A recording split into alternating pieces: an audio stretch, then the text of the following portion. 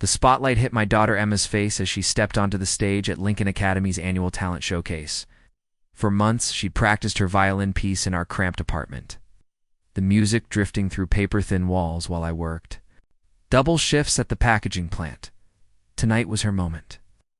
But as I sat in the back row, wearing my only clean shirt and feeling the weight of judgmental stares, I had no idea that in just 20 minutes, everyone in that auditorium would learn exactly what kind of father I really was.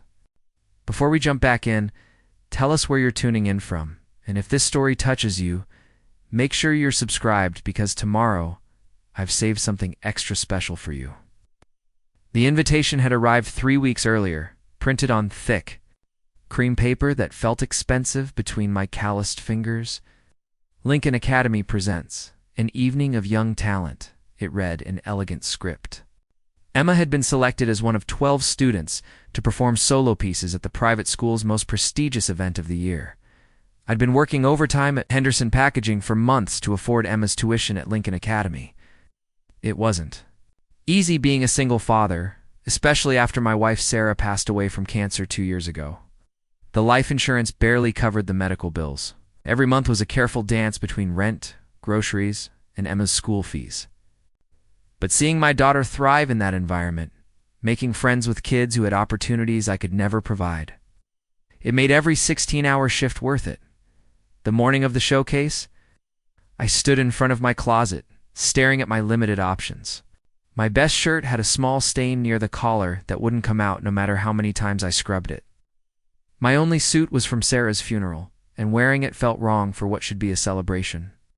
I settled on dark jeans and a navy button-down, hoping I looked presentable enough for Emma's big night. Emma had been practicing Pachelbel's Canon in D for months. Every evening after school, she'd pull out her violin and lose herself in the music. The piece reminded me of Sarah. She used to hum it while cooking dinner. When Emma first played it for me, I had to step outside for a moment to collect myself. Now, it has become our song, a bridge between the past and the future we were building together. At the factory that afternoon, my supervisor Marcus pulled me aside. "Johnson, you've been putting in serious hours lately. Everything okay at home?" "My daughter has a performance tonight at her school," I told him, pride evident in my voice despite my exhaustion. Marcus nodded approvingly. "Good for her.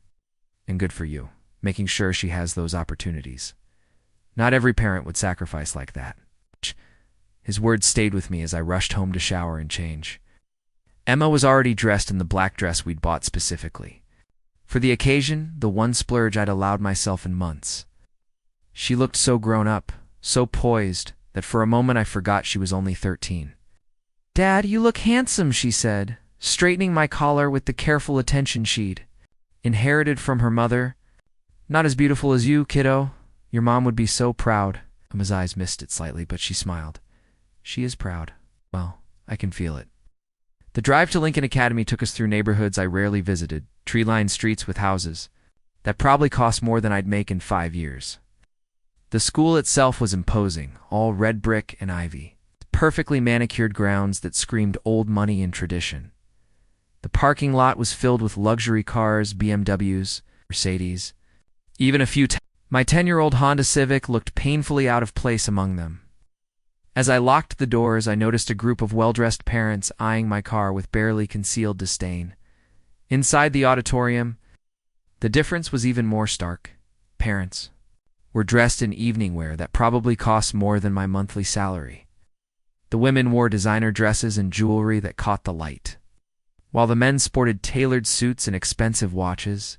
Conversations buzzed about weekend homes in the Hamptons, European vacations, and business deals. The seating was general admission, but there was clearly an unspoken hierarchy. The front rows filled quickly with families who seemed to know exactly where they belonged. I guided Emma toward the backstage area, then looked for a place to sit. "Excuse me?" came a sharp voice behind me. I turned to see a woman in a black cocktail dress with perfectly styled blonde hair. "I believe you're in the wrong section." I looked around confused. There were no reserved signs anywhere, I'm sorry. "The parent seating," she said, gesturing vaguely toward the front. "Are you with the catering staff?" The service entrance is around the back. Heat rose to my cheeks. No, I'm here for my daughter, Emma Johnson. She's performing tonight. The woman's expression shifted to surprise, then something closer to pity. Oh, well, there are some seats available in the back.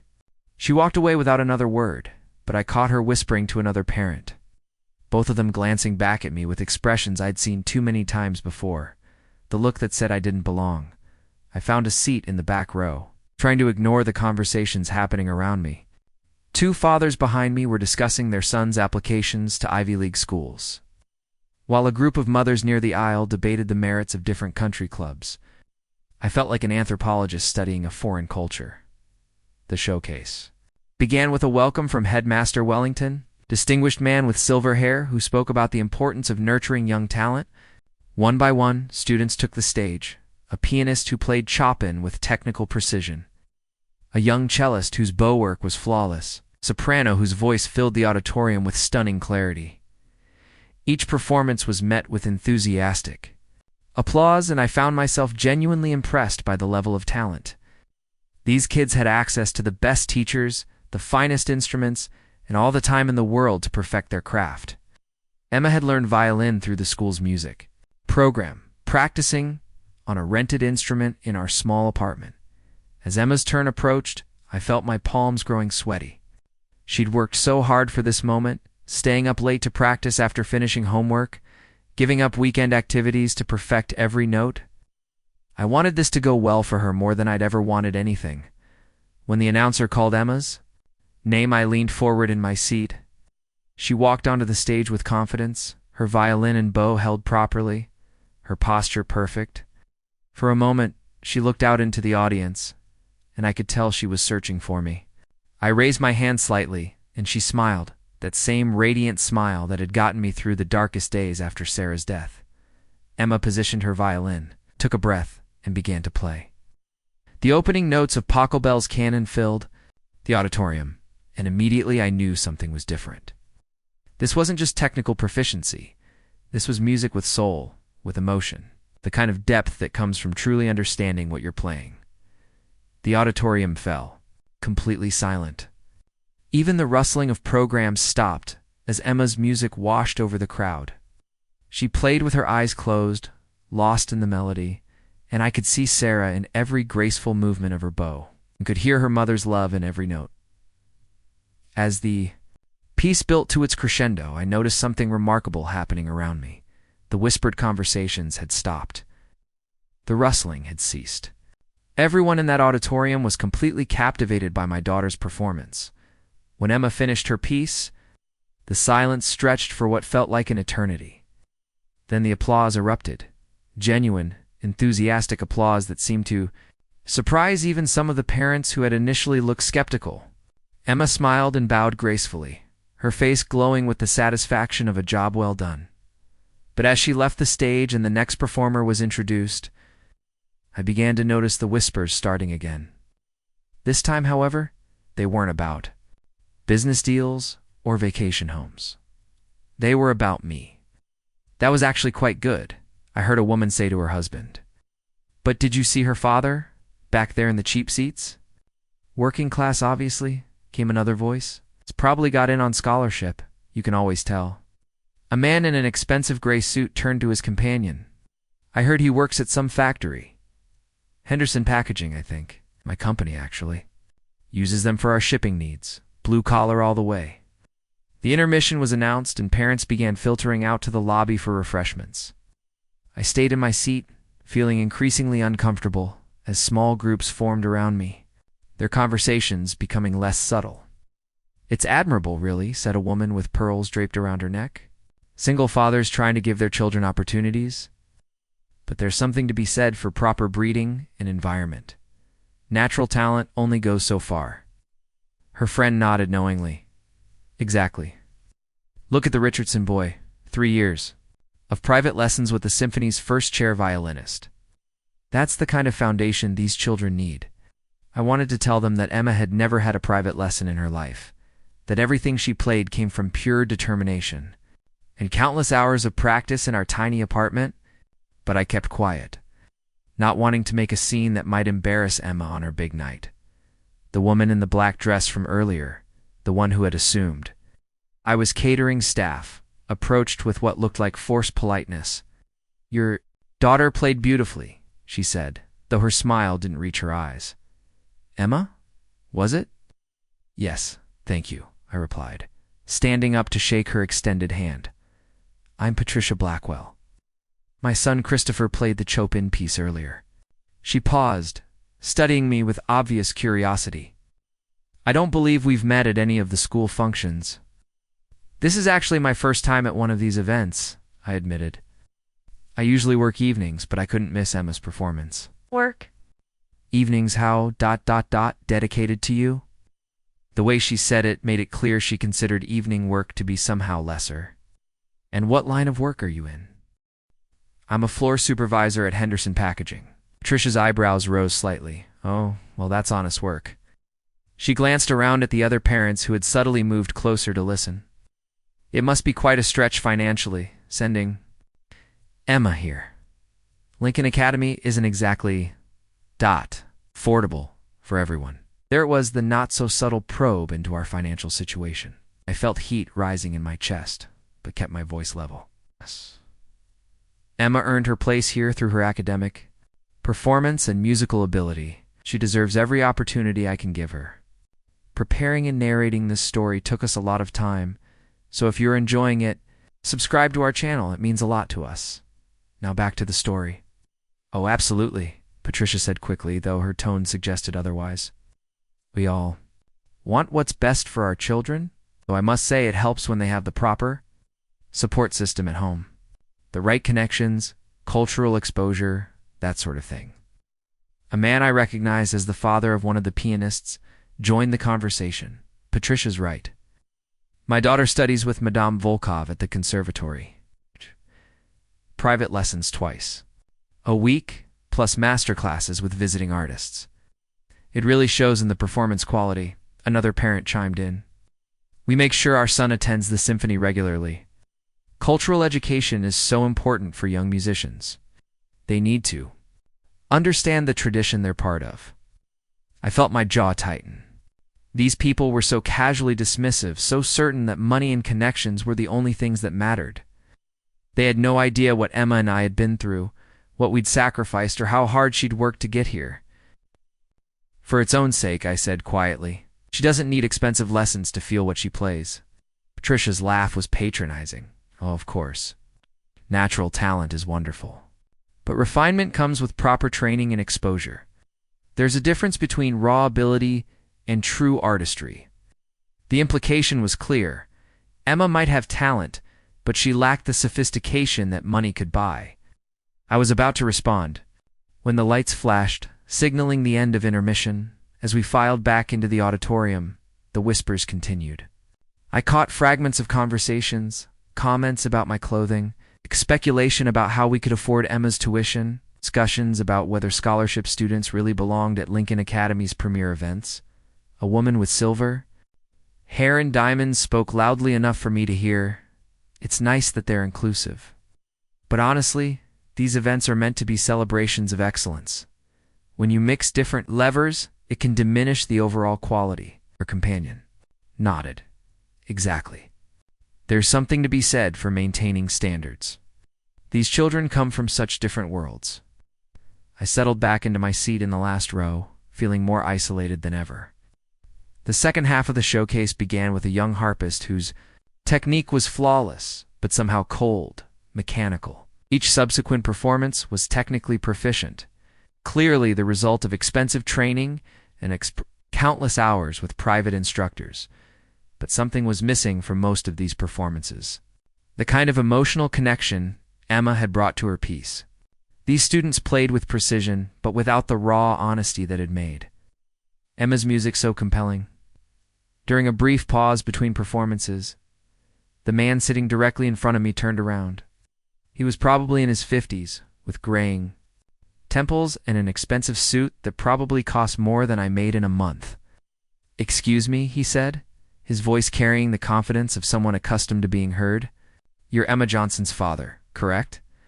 "Yes," I replied, unsure where this was heading. He extended his hand. Robert Winchester. My daughter played the harp piece earlier. I wanted to ask, where does Emma study? We're always looking for exceptional teachers for our daughter. Here it was again. The assumption that Emma's talent must be the result of expensive instruction. Emma studies through the school's music program. She's mostly self-taught beyond that. Robert's expression shifted to surprise, then skepticism. Self-taught? Really? That piece she played, Pachelbel's Canon, requires significant technical skill. The bowing technique alone? She practices every day, I said simply. Music is her passion. But surely she has private instruction. Group lessons, at minimum? Robert's wife had joined the conversation now, her perfectly styled hair and designer dress making me even more aware of my simple clothing. No private lessons, I confirmed. We can't afford them. Emma learns what she can from her school music teacher and practices on her own. The couple exchanged glances that spoke volumes. Robert cleared his throat. Well, that's impressive. In its own way, though I have to say, there's really no substitute for proper training. Our daughter has studied with some of the finest instructors in the city. His wife nodded. It shows in the sophistication of her playing. There are nuances that simply can't be learned without guidance from classically trained professionals. I wanted to point out that their daughter's technically perfect harp performance had left me completely unmoved, while Emma's violin had brought tears to my eyes, but I held my tongue. The conversation continued with other parents joining in, each one subtly emphasizing their children's expensive training, prestigious instructors, and cultural advantages. They spoke about summer music camps that cost more than my monthly salary, about instruments that cost as much as my car, about opportunities that existed in a world I'd never be able to access. As the showcase continued, I found myself studying these families more carefully. They moved with the confidence of people who had never doubted their place in the world, who had never had to choose between rent and groceries, who had never worked double shifts to afford their children's dreams. But there was something else. I noticed something that took me a while to identify. Despite all their advantages, despite their expensive clothes and cultural sophistication, there was a brittleness to many of these people. Their smiles were perfectly practiced, but rarely reached their eyes. Their conversations were performed rather than genuine. They seemed to be constantly measuring themselves against each other, competing even in their casual interactions. The showcase was building toward its conclusion, and I realized that Emma's performance had been scheduled early in the program, possibly because the organizers considered her less important than some of the other students. The final performances were clearly meant to be the highlight, featuring students whose families were major donors to the school. A young cellist took the stage, introduced as the son of a prominent businessman who had recently funded the school's new music wing. His performance was technically flawless, each note precisely placed, but it felt calculated rather than inspired. The applause was enthusiastic, but I suspected it had as much to do with his family's generosity as his musical ability. As the evening progressed, I began to understand the social dynamics at play. This wasn't just a talent showcase, it was a display of privilege, a way for wealthy families to demonstrate their cultural refinement and competitive advantage. The music was almost secondary to the networking, the subtle status competitions, and the reinforcement of social hierarchies. But Emma's performance had disrupted that carefully orchestrated display. Her raw talent and emotional honesty stood out precisely because it came from a different place, not from expensive training or cultural privilege, but from genuine love of music and the kind of character that's forged through genuine hardship. The final performance ended to thunderous applause, and Headmaster Wellington returned to the stage to thank the participants and their families. As he spoke about the importance of nurturing young talent and the bright futures ahead for all the students, I noticed parents already beginning to gather their things and prepare to leave. But then something unexpected happened. Headmaster Wellington paused in his remarks and looked out into the audience with a slight smile. Before we conclude this evening, he said, I'd like to make a special announcement. One of tonight's performances has been selected by our music faculty as particularly exceptional, not just for its technical merit, but for the emotional depth and artistic maturity it displayed. The auditorium fell quiet, parents straightening in their seats as they wondered which of their children would be recognized. Miss Emma Johnson's performance of Pachelbel's canon demonstrated the kind of musical understanding that cannot be taught, only felt and expressed from the heart. The music faculty has asked me to announce that Emma will be invited to perform as our featured soloist at the Spring Gala, our most prestigious musical event of the year. The silence that followed was deafening. I felt my heart stop as the full weight of the announcement hit me. Emma, my Emma. The girl who practiced in our cramped apartment with a rented violin had just been selected for the school's most important musical honor. Around me, I could hear sharp intakes of breath, whispered conversations of shock and, in some cases, barely concealed dismay. Patricia Blackwell's face had gone pale, while Robert Winchester looked like he'd been slapped. But as the initial shock wore off, something beautiful began to happen. The applause started slowly, with just a few people clapping, but it built steadily until the entire auditorium was applauding, genuinely, applauding for my daughter's recognition. And that's when Emma appeared at my side. Having slipped out from backstage during the announcement, her face was radiant with joy and disbelief, and she threw her arms around me in a hug that felt like everything we'd been through together was finally worth it. The applause gradually died down, but Emma remained at my side, her hand gripping mine tightly. I could see tears of joy in her eyes, and I had to fight back my own emotions. This moment, this incredible, unexpected moment, was everything I had dreamed of for her. Headmaster Wellington continued speaking from the stage. The Spring Gala is attended by members of the city's cultural elite, including representatives from the Metropolitan Youth Orchestra and several music conservatories. It's an honor that has launched many of our students toward exceptional musical careers. As families began to disperse, the atmosphere around us had shifted dramatically. Some parents approached with genuine congratulations, their earlier dismissiveness replaced by curiosity and respect. Others kept their distance, whispering among themselves with expressions that ranged from confusion to barely concealed resentment. Patricia Blackwell was among the first to approach, though her smile looked strained. "Congratulations, Emma. This is quite an ... unexpected honor." Emma beamed. "Thank you, Mrs. Blackwell. I can't believe it actually happened." "Neither can I," Patricia muttered under her breath, but she quickly recovered.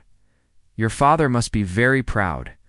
"He's the best dad in the world," Emma said without hesitation, squeezing my hand again. "He works so hard so I can go to school here and follow my dreams." Patricia's eyes flicked to me briefly, and I could see her struggling to reconcile this image with her earlier assumptions. "Yes, well, I'm sure he will do his best." Robert Winchester and his wife approached next, their earlier skepticism replaced by something more calculating. "Emma, congratulations on your selection," Robert said smoothly. "This is quite an achievement. I'd love to discuss your future training opportunities. Perhaps we could arrange for you to meet our daughter's instructor." "That's very kind," I interjected, but Emma's doing just fine with her current approach. Robert's wife smiled thinly. "Oh, but surely you understand the importance of proper guidance at this level. The Spring Gala is serious business. The audience will include some very sophisticated musical minds." Emma looked up at me, uncertainty flickering in her eyes for the first time that evening. "Dad, it'll be perfect," I assured her. "Just like tonight. You don't need to change anything about how you play." But I could see the seed of doubt being planted, and it made me angry. These people couldn't bear the thought that something genuine and unpolished could outshine years of expensive training and cultural privilege. Dr. Margaret Chen, the school's music director, appeared beside us. "Emma, I wanted to personally congratulate you. Your performance tonight was extraordinary. It reminded me why I fell in love with music in the first place." Emma's face lit up again. "Thank you, Dr. Chen. I just tried to play from my heart like my mom used to tell me." "Your mother was a musician?" Dr. Chen asked with interest.